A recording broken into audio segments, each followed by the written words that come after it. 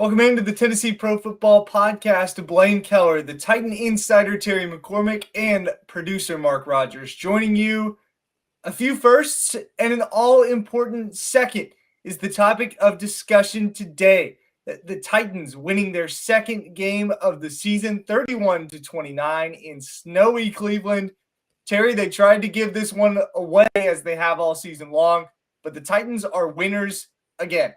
Absolutely. And, it was a game where the run game got going. First 100-yard rushing game of the season for Tony Pollard, a career high, 161 yards. And first block punt in 13 years done by James Williams late in the game. Also, a couple of turnovers that the Titans defense was able to collect.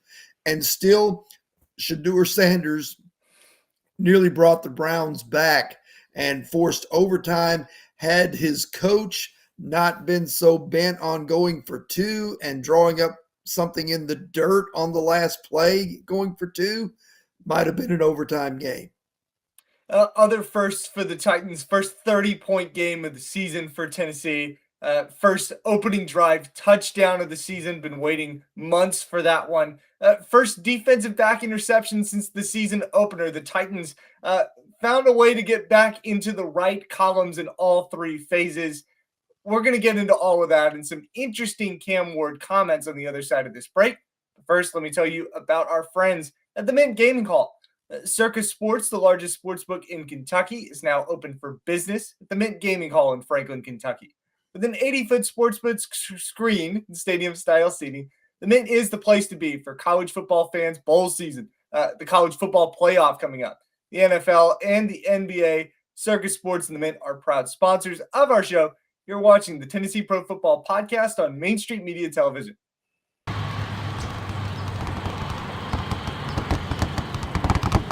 The winning just got closer. All new sportsbook, the latest gaming machines, live horse racing, and more. The Mint Gaming Hall, Kentucky Downs. Winning just got closer.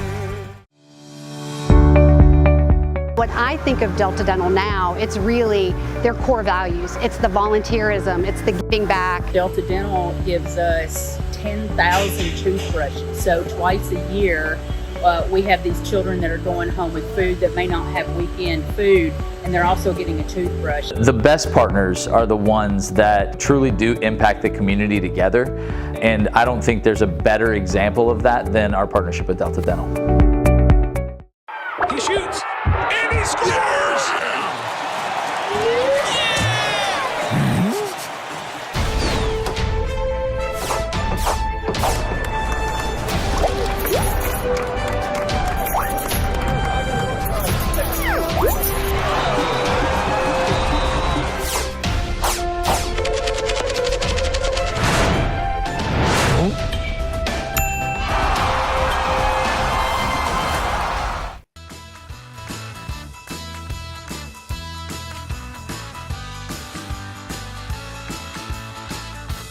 Back in on the Tennessee Pro Football Podcast. We're going to start right away with the top quarterback duel of the week between two rookies, Cam Ward, drafted number 1 overall by the Titans, and Shedeur Sanders, a 5th-round pick by the Cleveland Browns. Cam completed 14 of 28 passes, 117 yards, 2 touchdowns, his first multi-touchdown game for passing touchdowns in the season, in the year, his rookie year, and an interception.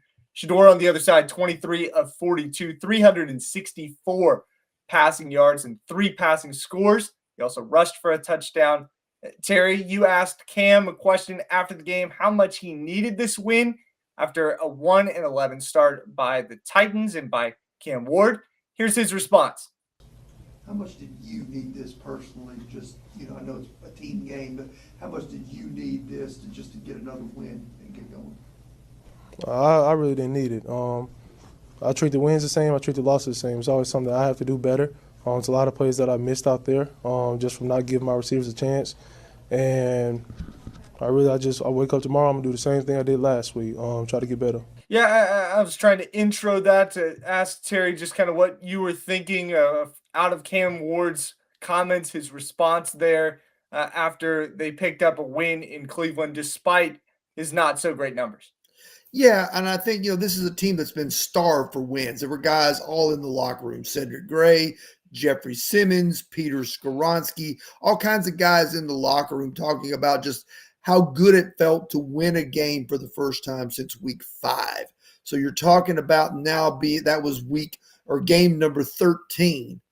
So you're talking about going 8 weeks between wins. So certainly everybody in that locker room could have used the win, and Cam Ward is no exception. I kind of find it contradictory really to what he said in the post game after the loss to Jacksonville, when he said that he didn't feel like they were making strides because winning is the only thing that matters. Well, they won, but then his numbers were overshadowed by the numbers you told us about from Shedeur Sanders. So that's why I asked him that question. Not that he'd been overshadowed by Shedeur Sanders, but the fact that this team finally won its second game under his guidance at quarterback.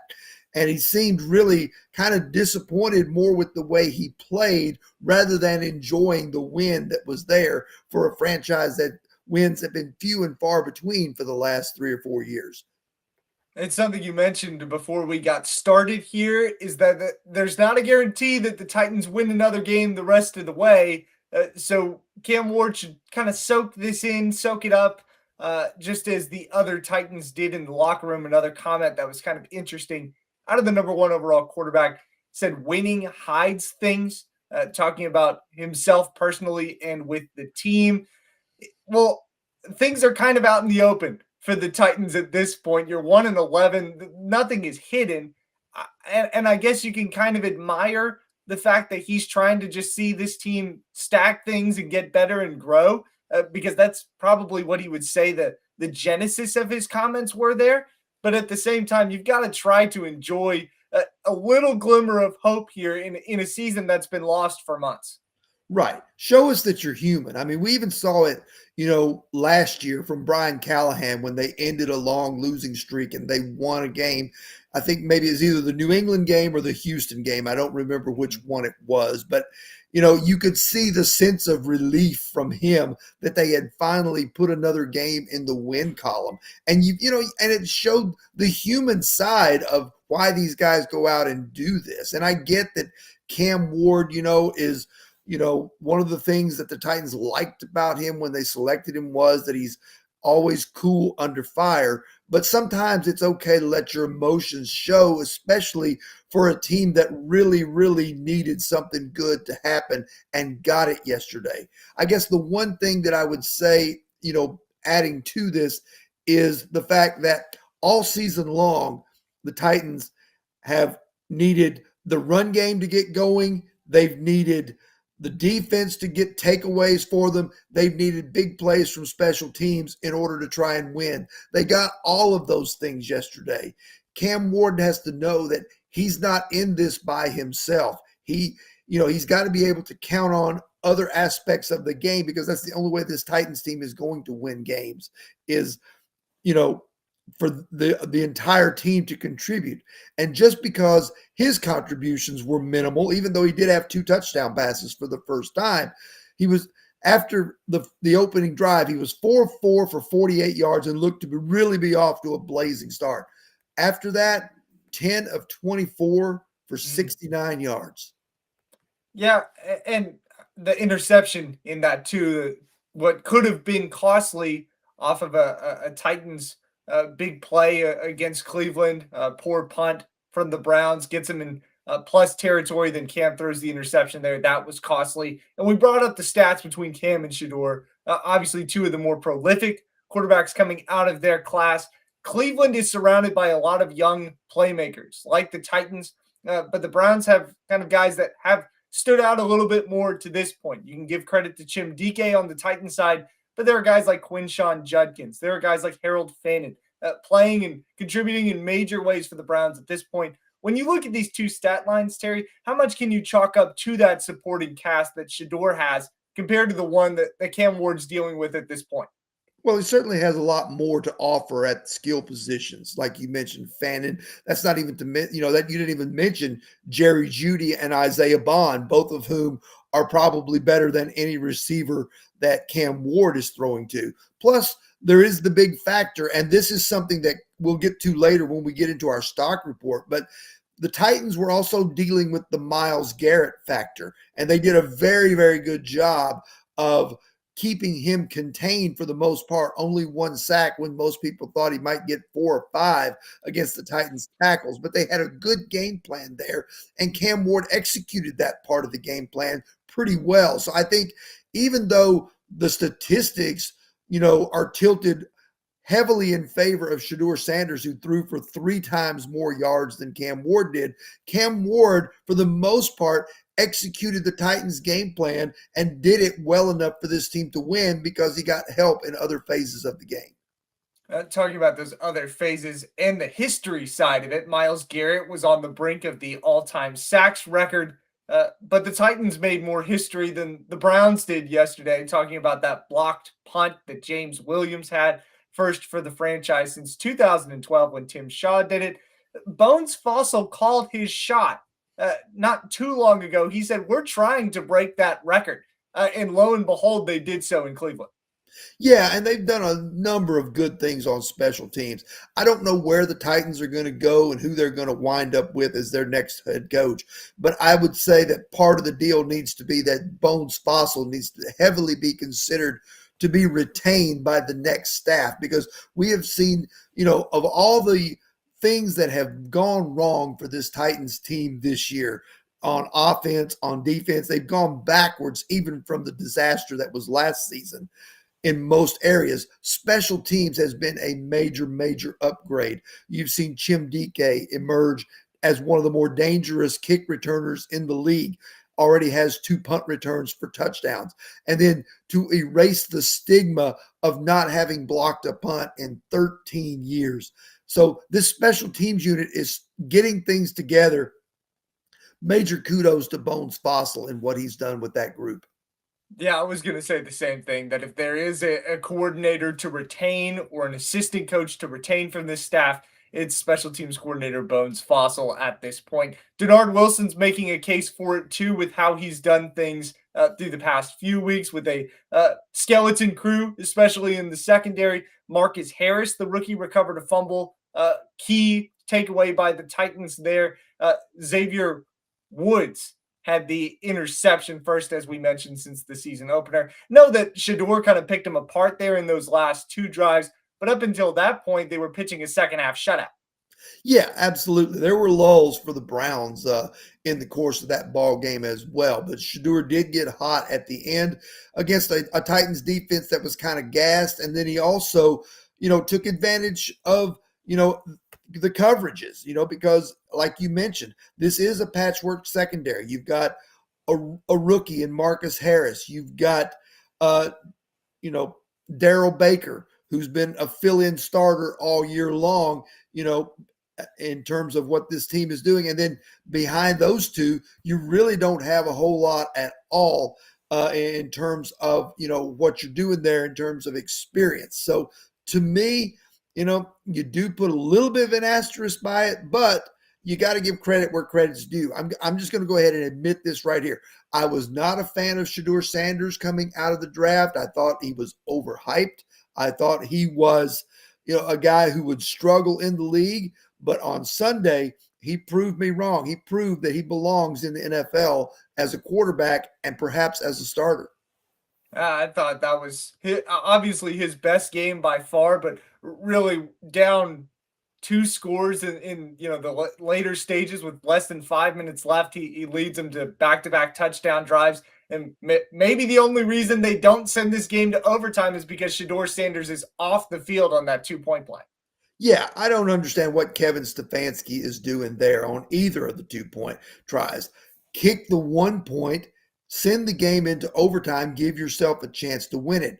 Don't overthink it. And I think Kevin Stefanski overthought it there, thinking that if he got the first of the 2-point conversions, the one that Sanders fumbled the shotgun snap on, that then if they could get one more touchdown, they would win it in regulation and not have to go to overtime.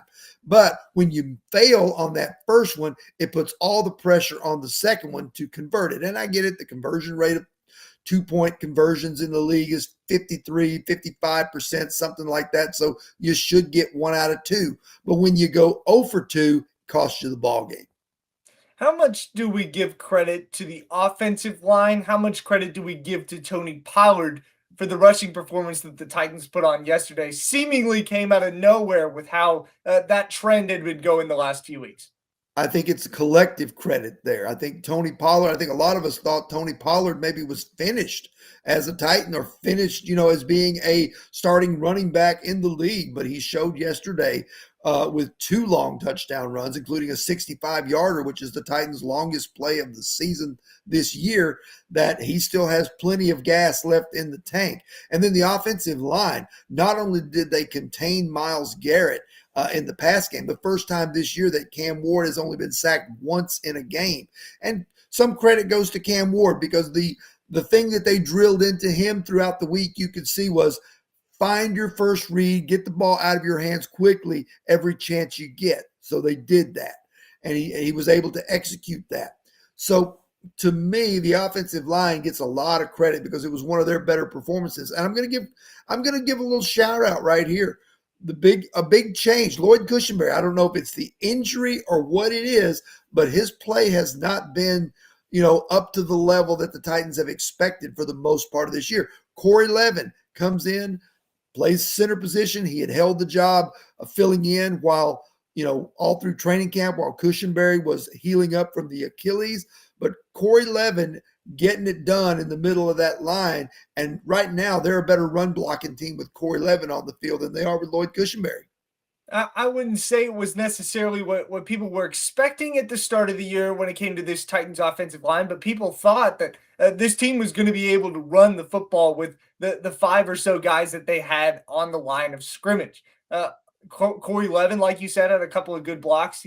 Really good block in space to free up Tony Pollard's big run there. Also thought that they kind of steadied the ship when Dan Moore Jr. goes out with that neck injury. Yeah, I mean, Moore came back in to finish the game, but they got some serviceable snaps out of, Udo, and, who did okay out there. Even Brandon Crenshaw-Dixon was out there for a snap. So to me, kudos to the offensive line, credit where credit's due. They're kind of a lost group, having lost Bill Callahan and, making do with his assistants now to finish out the year. But yesterday was a very good day for that offensive line, so they should be proud of that performance. I just felt like this was the exact opposite of the team that the Titans kind of put on the field a week ago against Jacksonville. If there was ever a lower point of the season, it'd be harder to find. 25-3 against Jacksonville, no signs of life whatsoever. The locker room felt like things were shaky at best after that. And then to come out, and I know Cleveland's not world beaters by any means, but to go on the road and to beat the Browns, certainly a good response and might be a high moment for this team this season. Yeah, I think so. I think it probably is the high water mark for the Titans so far. Because you look back at the win against Arizona, and the Cardinals essentially gave that to them. A guy losing the football a half yard from the end zone as he's about to go in untouched. And then, the interception that becomes a fumble that becomes a touchdown. The Cardinals essentially gift wrapped that one for the Titans. Yesterday, they earned that win with the way that they played, especially running the football and getting the big plays on defense and special teams. Tennessee 31-29 winners against the Cleveland Browns. Second win of the season. What does that do for draft stakes and options? We're going to get to that and more stock reports on the other side of this break. You're watching the Tennessee Pro Football Podcast on Mainstream Media Television.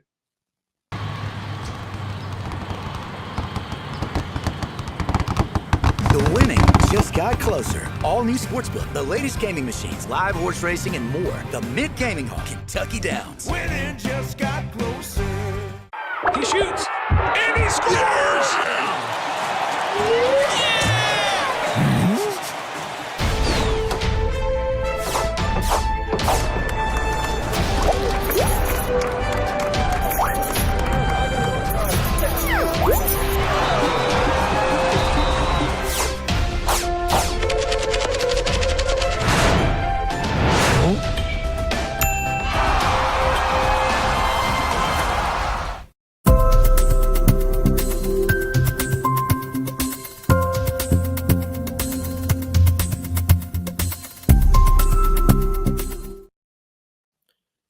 Spring Hill Suites, Iron Steakhouse, and a world-class horse racing track. That and more are at the Mint Gaming Hall in Kentucky Downs in Franklin, Kentucky. Proud sponsors of our show. Thank you to the Mint and all of its many amenities for sponsoring the Tennessee Pro Football Podcast. Starting our stock report with the Titans draft stock, which went down 2 spots from first to third after the win against Cleveland, I should say, and losses from Vegas. And I think, was it the Giants on bye that ended up looking at Tankathon records here, Yes. just to be sure. Giants The and Giants Raiders. now having the number 1 pick, Raiders after that, Titans third. I know people, say the claim that it doesn't matter. You just need to see Cam Ward and some of these younger guys pick up some wins and get some confidence. But there's not many, and if there are much less NFL teams that want to trade for the number 3 overall pick, especially in this year's draft, than ones that want to trade for the number 1 overall pick. This team is very, very far away from being a contender, and the number 1, trade draft pick could really alter the course. I know that it's a big deal for Cam Ward to get the win and the young guys to get the win against Cleveland, but this is maybe a downward trend, stock down for the state of the franchise. Well, I mean, I'm going to spin it another way here. The way that the Titans, when they had the number 1 pick, what they needed was for there to be one quarterback that everybody coveted. And that looks to be Francisco Mendoza of Indiana, who probably is going to go number 1 overall. Now, what you need not only Mendoza, but you're going to need either Ty Simpson or Dante Moore, the kid from Oregon, both of those guys to come out, because if you're sitting at number 3 and you're looking to trade out, you need somebody willing to go up for a quarterback, because that's really about the only thing that teams will trade up for early in the first round. So now you need Simpson to come out. You need Moore to come out. Not sure that either of those guys are going to declare for the draft. Now, there is still a pathway back to the number 1 pick. Obviously, the Titans would have to lose out because there are a number of teams with 3 wins. So if you beat the Saints, then it throws everything into a tizzy, as my grandmother would say. And there are a number of teams with 3 wins, about 5 or 6 of them. Of the 2-win teams, all right, the Giants play Washington this week. That is certainly a winnable game for them because the Commanders have gone off the rails with the injury to Jaden Daniels, and just everything has fallen apart for them. And then the Giants and the Raiders play each other, which probably is about the only winnable game left on the Raiders' schedule. So if you're a Titans fan and you're still hoping against hope and clinging and trying to get that number 1 pick, you want the Giants to win Sunday against Washington, and then you want the Raiders to turn around the next week and beat the Giants to give both those teams 3 wins while the Titans have 2. So here's the challenge with it as it stands. The Giants would obviously trade out of that number 1 overall pick if they end up getting it. And then they would get a king's ransom for that first pick, and whoever ends up receiving it would take Fernando Mendoza first overall. That second quarterback that you mentioned, a Dante Moore or a Ty Simpson, Las Vegas desperately needs a quarterback with how Kenny Pickett and Geno Smith have played after this past week. I think that at that point, you're stuck with the 3rd best quarterback at the number 3 pick, and there's no way on earth that I think that Ty Simpson / Dante Moore, the other of those top 3 quarterbacks, would be worth a sizable draft capital to acquire at number 3. I think a team that's quarterback needy is probably waiting till a little later in the first round to pick a guy like that. That's possible, but I will take you back to 2 years ago when the first 3 picks off the board were Caleb Williams, Jaden Daniels, Drake May. At the time, everybody said Drake May was the 3rd best guy, but now we're a couple of years in. Who looks like the best guy? You're right. Probably Drake May. Fair point. Let's get into the rest of our stock report here now that we talked some draft stock. Tony Pollard 162 yards. We talked about him. We've talked about the offensive line.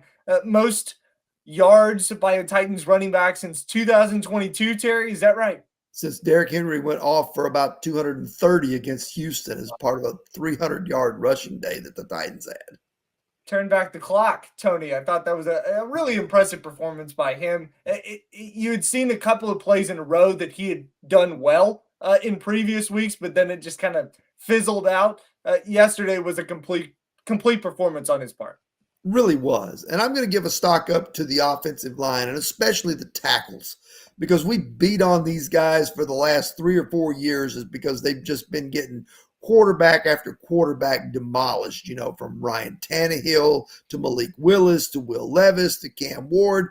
We've seen, how many shots have we seen quarterbacks, take here over the last 3 or 4 years from opposing defenders? Then yesterday they go up against the guy who's the best in the business, and he only gets to Cam Ward one time. So kudos to Dan Moore, kudos to J.C. Latham, kudos to Oli Udo, kudos to every tight end and running back that chipped and double teamed and everything. Hats off to you. You got it done. I'm going to give one more kudos here, stock up to close out. James Williams, the one with the punt block against the Browns yesterday. This was a guy who was talked about as a potential starting linebacker alongside Cody Barton to start the year, and has been relegated to special teams throughout the season. That's a tough task to take on, but James Williams handled it well. Yesterday, at least, there are some moments where he hasn't necessarily done what he's supposed to on specials. Yesterday, he did. Got a big play for the Titans, a historic one for sure. Now, on the stock downside, I'm going to give a stock down to the entire Titans passing game, not just Cam Ward, because I think, like I told you, he started out the game very, very well. But, as the game wore on, we saw that continued lull that the passing game seems to get into.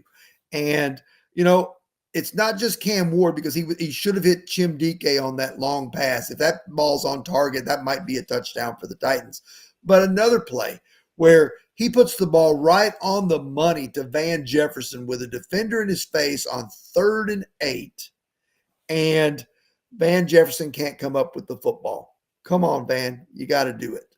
And then one more thing, this whole sequence of plays that right before that play with the Van Jefferson drop, or actually not a drop because he didn't get his hands on it, but Titans have 3rd and 3. They get a first down seemingly to James Prochet. Unfortunately, they had called timeout before the play, so it wipes out the 3-yard gain. Then they get a false start penalty on J.C. Latham, and it's 3rd and 8 that puts them in that situation. So just that whole sequence was just typical of how 2025 is gone. Cam Ward ragged on these guys enough with his press conference yesterday, his displeasure with how the game went. I'm not going to stock down. I've given a stock down to the draft stock.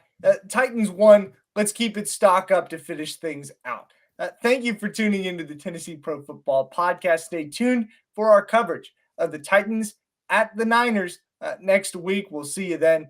Catch our coverage on TitanInsider.com and Main Street Nashville.